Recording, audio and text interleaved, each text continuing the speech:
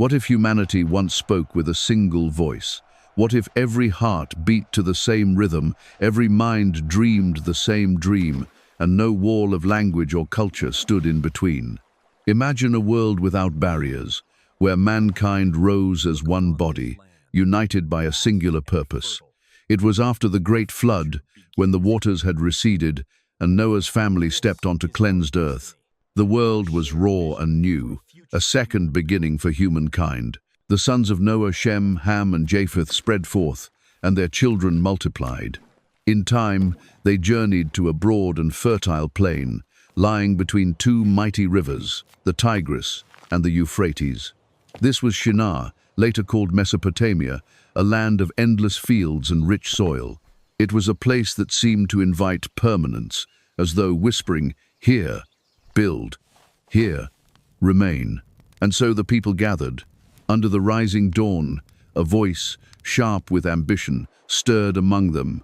"Come, let us build. Let us raise a city and a tower that pierces the heavens, so that we shall not be scattered." Thus began not only the construction of walls and towers, but the shaping of a dangerous dream that would test the very boundaries between earth and heaven. The defiance of human ingenuity.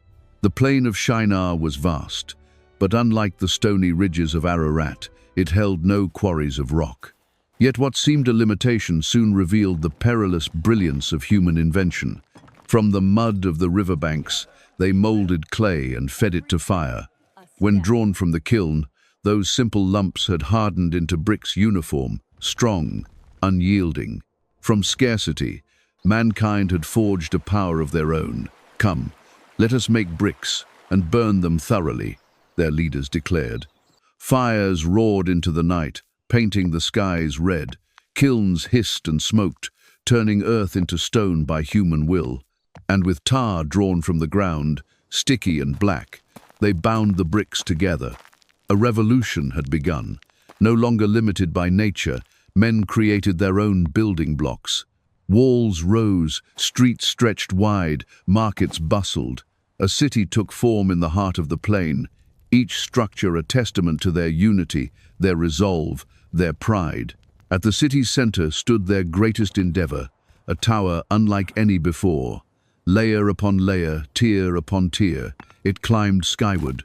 To the people, it was not just a building, but a monument to their own greatness, a symbol that mankind could outlast the ages, make its own name eternal, and perhaps stand among the heavens themselves. It was ingenuity at its height, and for a moment, it drew a terrible admiration. Yet hidden within that admiration stirred something far more perilous, ambitions swollen into pride, and pride swelling into an open defiance of the Creator. The ascent of arrogance and the gaze from above. Day after day, brick upon brick, the tower rose higher. From afar, it loomed like a mountain carved not by nature, but by human will. Its base was vast, its steps spiraled toward the heavens, and from every street below it cast its shadow like a crown upon the city. The people gazed upward with awe, and awe turned swiftly into arrogance. "See how high we ascend," they said. "See how strong we are when united." No longer were they content with survival or simple dwelling places.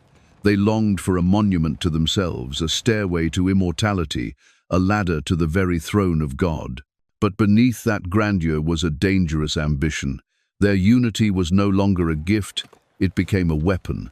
Their ingenuity was no longer a service, it became rebellion. The tower was not meant to honor the Creator, it was meant to dethrone him. Each brick that climbed skyward was more than clay and tar.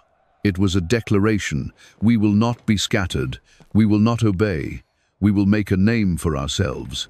And so, the city of Shinar became more than a settlement. It became the first great monument to human arrogance, an idol not of gold or stone, but of ambition itself. A vision so vast it stirred not only admiration but fear, fear of what men might do when their hearts burned with defiance instead of reverence. The tower rose, but so did the shadow of coming judgment, the descent of the divine and the collapse of order. From the heart of the city, The tower thrust upward like a spear aimed at the sky. But from the throne of eternity, it was still small, still fleeting, still nothing compared to the heavens it sought to touch. Scripture says, "The Lord came down to see the city and the tower which the sons of men had built." How ironic it is, while men believed they were climbing to heaven itself, the Almighty still had to descend to look upon their work. Their greatest height was still lower than his gaze. The Lord beheld their unity, their one tongue, their unbroken ambition, and he spoke, "Behold, they are one people, and they all have the same language." This is only the beginning of what they will do. Nothing they plan will be withheld from them. Come, let us go down and confuse their language, that they may not understand one another. It was not fear that moved him, for no man could rival his throne.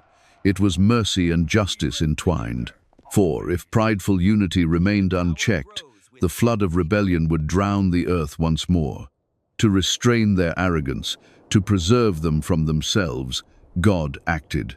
And then, in a single, silent moment beyond human comprehension, the order of the world shifted. Time seemed to stutter. One builder shouted for bricks, his companion looked back with confusion. Another cried for mortar, but the sound reached only as noise. Words, once a bond, shattered into fragments. Commands turned to chaos.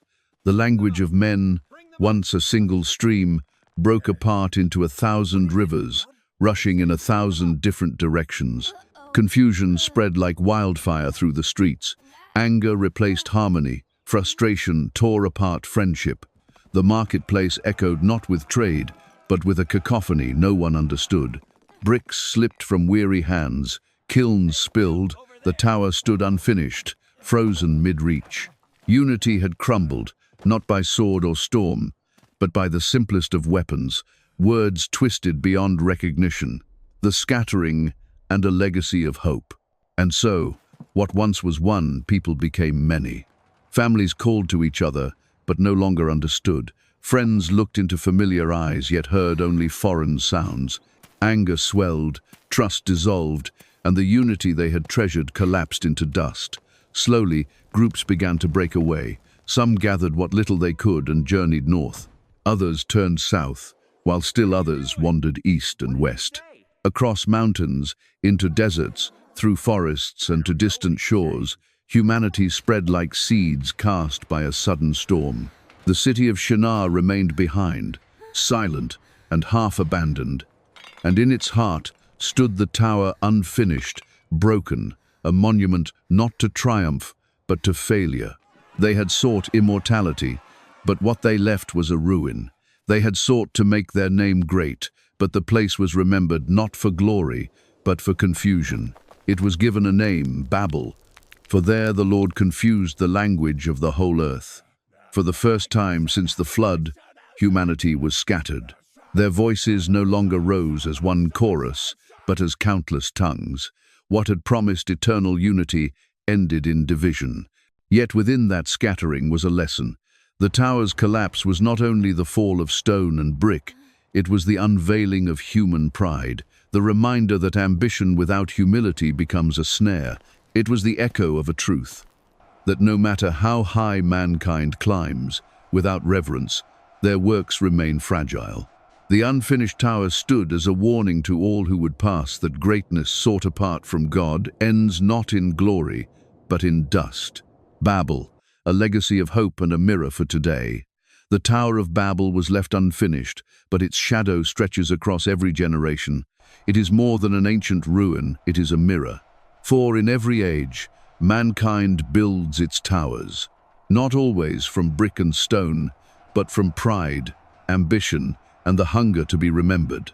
Today, our towers rise in different forms: glittering skylines, vast empires of wealth, technologies that promise to pierce the heavens. We still seek to make a name for ourselves, to forge security apart from God, to find unity without humility. Yet Babel reminds us that no monument to human pride can endure. The confusion of tongues was not merely punishment, but mercy. It restrained corruption, scattered arrogance, and wove the rich tapestry of nations and cultures we know today. What seemed division was, in truth, preservation. And centuries later, on the day of Pentecost, God reversed Babel's curse, where once tongues divided. The Spirit gave every nation one message in their own language, gathering what had been scattered. The lesson remains timeless. Pride may build, but it cannot last. Only humility endures. True unity is not found in ambition, but in reverence, in a name given from above, not taken by force. So let the Tower of Babel stand in our minds, not as a relic of failure, but as a beacon of wisdom. A reminder that human ambition without humility leads only to ruin, but with humility, our smallest efforts are lifted into eternity. And as we look at our own lives, at the towers we build from work, wealth, or dreams, may we pause and ask, are they monuments to pride or bridges to something greater? Because the story of Babel is not just about the past, it is about us, about every time we reach too high for ourselves and every chance we have to reach rightly toward heaven. The tower was left unfinished, but the lesson is complete, and it still calls to us today.